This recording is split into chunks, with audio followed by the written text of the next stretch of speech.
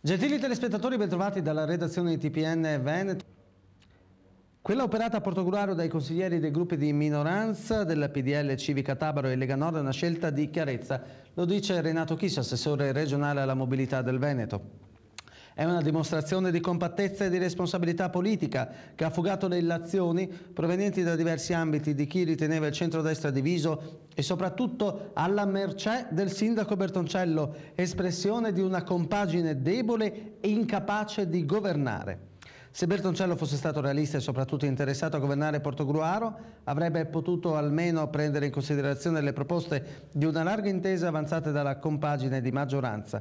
Avrebbe risparmiato i portogruaresi il tira e molla di un non governo che ha voluto prolungare l'agonia di un'amministrazione abortita ancor prima di vedere la luce con l'operazione di facciata della nuova giunta.